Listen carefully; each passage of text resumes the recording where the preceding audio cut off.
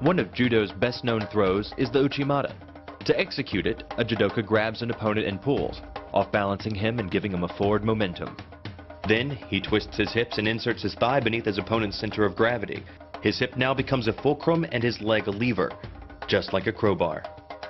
The trick is having your leg in just the right place. It's just physics. If you're just an inch off the placement of your thigh and hip, the amount of energy needed to throw an opponent can more than double. But performed correctly, Uchimata requires almost no energy, yet it can deliver up to 5,000 pounds of force. About like falling from the top of a 7-foot ladder. If it weren't for the mat, a throw like Uchimata would be enough to cause serious injury, or even paralysis. Getting dominant position is critical to securing the okuri-iri-jimi choke in Judo.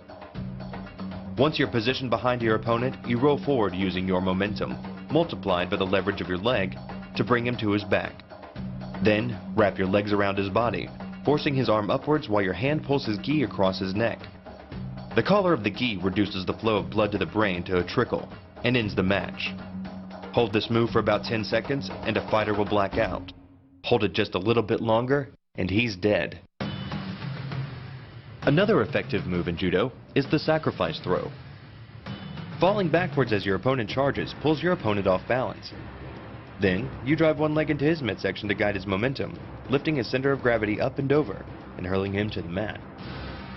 The sacrifice throw is a simple lesson in the conservation of energy. The stronger the opponent attacks, the further he gets thrown. It works like a catapult where your opponent's momentum supplies the counterweight. The faster he's going, the further he's going to fly, and the harder he's going to land.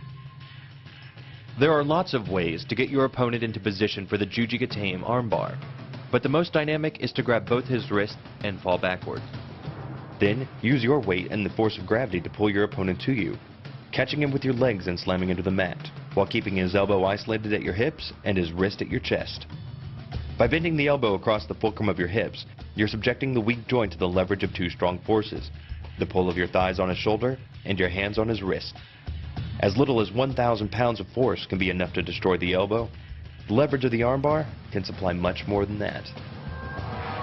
The Uchimata throw, the okuri-iri-jimi chokehold, the sacrifice throw, and the Jujigatame armbar. These are the moves of a Judo human weapon.